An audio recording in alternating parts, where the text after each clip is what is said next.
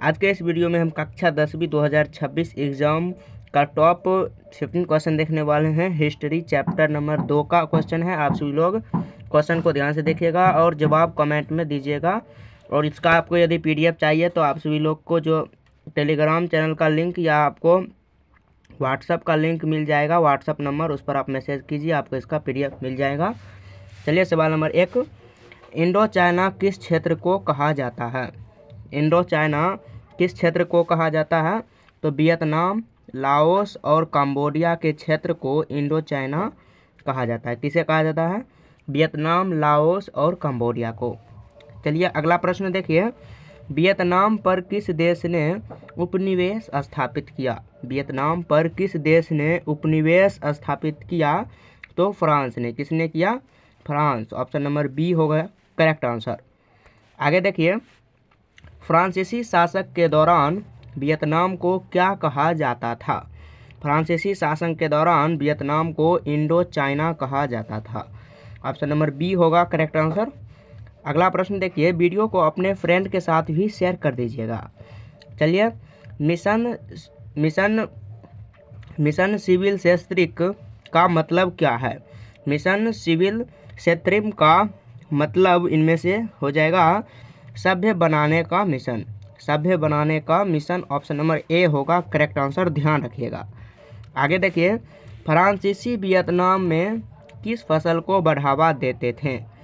किस फसल को बढ़ावा देते थे? तो रबर को। रबर का उत्पादन वहाँ पर सबसे अधिक किया जाता था। ऑप्शन नंबर सी होगा करेक्ट आंसर। आगे देखिए, वियतनाम में खेती के विस्तार से कौन सी समस्या बढ़ी? खेती के विस्तार से बाढ़ की समस्या बढ़ी। ऑप्शन नंबर बी हो जाएगा सही जवाब। सवाल नंबर 7 देखिए, वियतनाम का पारंपरिक स्कूल प्रणाली किस पर आधारित थी? पारंपरिक स्कूल प्रणाली चीनी कन्फ्यूशियंस प्रणाली पर आधारित थी। चीनी कन्फ्यूशियंस प्रणाली पर आधारित थी। आगे देखिए, फ्रांसीसी किस भाषा को वियतनाम में लागू करना चाहते थे? फ्रांसीसी किस भाषा में वियतनाम में लागू करना चाहते थे? तो चीनी भाषा को। ऑप्शन नंबर बी होगा करेक्ट आंसर, ध्यान रखिएगा। अगला प्रश्न, वियतनाम में राष्ट्रवाद की शुरुआत कौन लाए? राष्ट्रवाद की शुरुआत छात्र और युवा। अगला प्रश्न, वियतनाम में आधुनिक शिक्षा किसका उद्देश्य है? वियतनाम में आधुनिक शिक्षा हो जाएगा इनमें से वफादार नागरिक बनना। ऑप्शन नंबर बी हो जाएगा करेक्ट आंसर, ध्यान रखिएगा। चलिए अगला प्रश्न देखिए, आप सभी लोग जवाब दीजिएगा कमेंट बॉक्स में। 1907 में वियतनाम में किस प्रकार का स्कूल खोला गया? 1907 में नेशनल स्टडी स्कूल खोला गया। ऑप्शन नंबर ए हो जाएगा बिल्कुल सही जवाब। आगे देखिए, नेशनलिस्ट पार्टी की स्थापना किसने की? नेशनलिस्ट पार्टी की स्थापना फान बोई चाउ। किसने की? फान बोई चाउ। ऑप्शन नंबर सी हो जाएगा करेक्ट आंसर।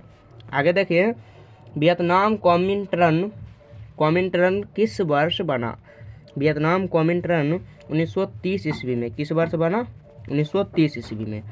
आगे देखिए, वियतनाम कम्युनिस्ट पार्टी के संस्थापक कौन थे? वियतनाम कम्युनिस्ट पार्टी के संस्थापक हो ची मिन्ह। कौन थे? हो ची मिन्ह। अगला प्रश्न, विट मिन्ह का गठन किस उद्देश्य से किया गया? विट मिन्ह का गठन किस उद्देश्य से किया गया? तो विदेशी शासक से स्वतंत्रता पाने के लिए। विदेशी शासक से स्वतंत्रता पाने के लिए। आगे देखिए, वियतनाम में 1940 में किस देश ने आक्रमण किया? किस देश ने आक्रमण किया? जापान ने। किसने किया? जापान ने आक्रमण किया था। अगला प्रश्न, हो ची मिन्ह किस विचारधारा से प्रभावित थे? हो ची मिन्ह साम्यवादी विचारधारा से प्रभावित थे। आगे देखिए, डाई वेन फू युद्ध किसके बीच हुआ था? ये युद्ध का नाम है। किसके बीच में युद्ध हुआ था? तो फ्रांस और वियतनाम के बीच में युद्ध हुआ था। आगे देखिए, डाई वेन फू युद्ध कब हुआ? कब हुआ युद्ध? तो 1954 ईस्वी में। 1954 ईस्वी में। अगला प्रश्न, डाई वेन फू में फ्रांस की हार से क्या हुआ? फ्रांस की हार से क्या हुआ? तो वियतनाम 2 भागों में बट गया। वियतनाम कितने भागों में? 2 भागों में बट गया इस युद्ध की हार के बाद। आगे देखिए, वियतनाम को उत्तर और दक्षिण में बांटने का निर्णय किस सम्मेलन में हुआ? उत्तर और दक्षिण में बांटने का जो जिनेवा सम्मेलन हुआ था उसमें हुआ था। आगे देखिए, उत्तर वियतनाम का नेतृत्व किसके हाथों में था? उत्तर वियतनाम का नेतृत्व हो ची मिन्ह के हाथों में था। हो ची मिन्ह के हाथों में। आगे देखिए, दक्षिण वियतनाम पर कौन शासन कर रहा था? दक्षिण वियतनाम पर तो कौन शासन कर रहा था? गियोडिन डीएम शासन कर रहे थे। अगला प्रश्न, दक्षिण वियतनाम में तानाशाही के खिलाफ कौन सा आंदोलन चला? तानाशाही के खिलाफ वेगेट कॉन्ग। कौन सा आंदोलन चला? Viet Cong. Option number A होगा सही आंसर।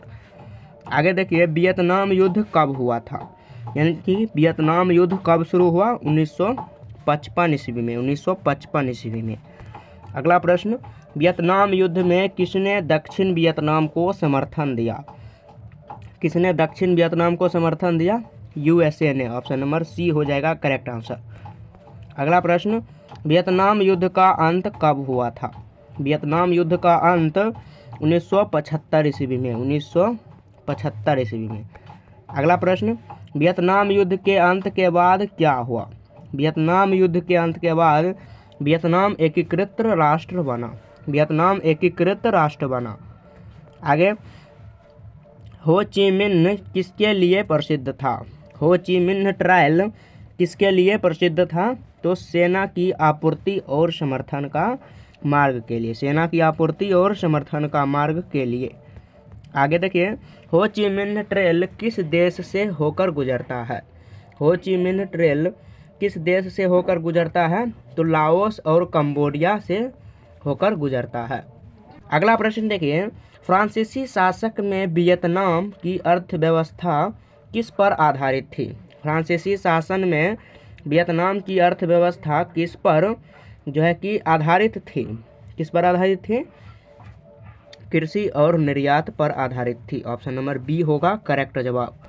आगे देखिए, फ्रांस ने वियतनाम में आर्थिक नियंत्रण किसके द्वारा किया?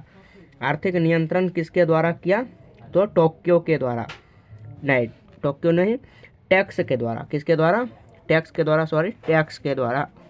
अगला प्रश्न, फ्रांसीसी शासकों ने वियतनामी किसानों पर किस प्रकार का दबाव डाला?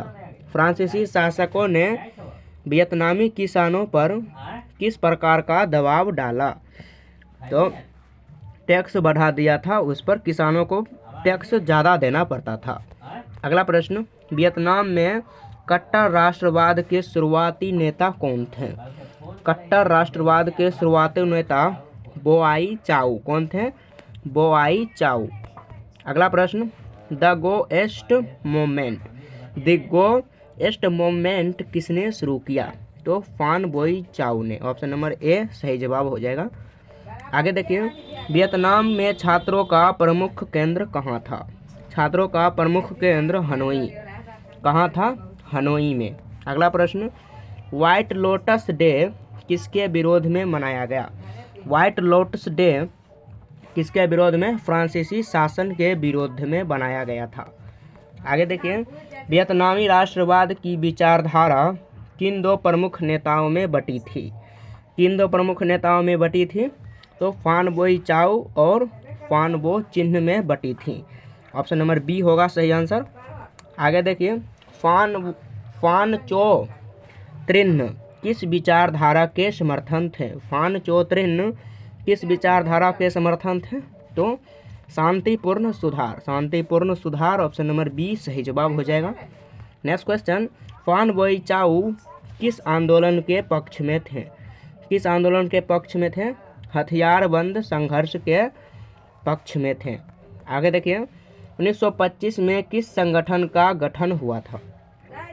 किस संगठन का गठन हुआ था 1925 में? तो वियतनाम युवा क्रांति आंदोलन। वियतनाम युवा क्रांति आंदोलन अगला प्रश्न, वियतकॉन्ग किस विचारधारा पर आधारित था? वियतकॉन्ग किस विचारधारा पर आधारित था? समाजवाद पर। ऑप्शन नंबर बी सही अब जवाब होगा। आगे देखिए, यूएसए ने वियतनाम पर किस प्रकार का हमला किया था? किस प्रकार का हमला किया? तो वायु बमबारी किया था यूएसए ने वियतनाम पर।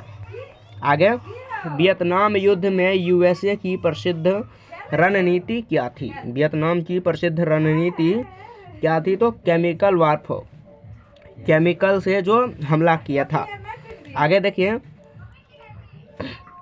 सवाल नंबर 45, वियतनाम ईस्ट नीति किसने शुरू की?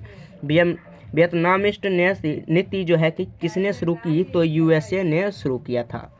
आगे देखिए, वियतनाम में महिलाओं की भूमिका कैसी थी? वियतनाम में महिलाओं की भूमिका कैसी थी? तो सक्रिय, गुरिल्ला, नर्स और संदेहवाहक। ऑप्शन नंबर बी होगा करेक्ट जवाब। आगे, हो ची मिन्ह ट्रेल किसके द्वारा निर्मित था? हो ची मिन्ह किसके द्वारा? तो विट मिन्ह के द्वारा निर्मित किया गया था। ध्यान में रखिएगा। आगे प्रश्न, वियतनाम को किस वर्ष पूर्ण स्वतंत्रता मिली? वियतनाम को 1975 ईस्वी में, 1975 ईस्वी में। आगे प्रश्न, द नेपालम ग्रिल फोटो किस युद्ध से संबंधित है? द नेपालम ग्रिल फोटो किस युद्ध से संबंधित है? तो वियतनाम युद्ध से। आगे देखिए, वियतनाम युद्ध का परिणाम क्या था? वियतनाम युद्ध का परिणाम वियतनाम की एकता और कम्युनिस्ट शासन। वियतनाम की एकता और कम्युनिस्ट शासन। ऑप्शन नंबर सी सही जवाब हो जाएगा।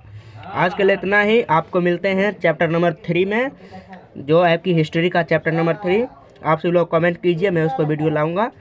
तब तक के लिए अपना ख्याल रखिए, मन लगा के पढ़ते रहिए। जय हिंद, जय भारत।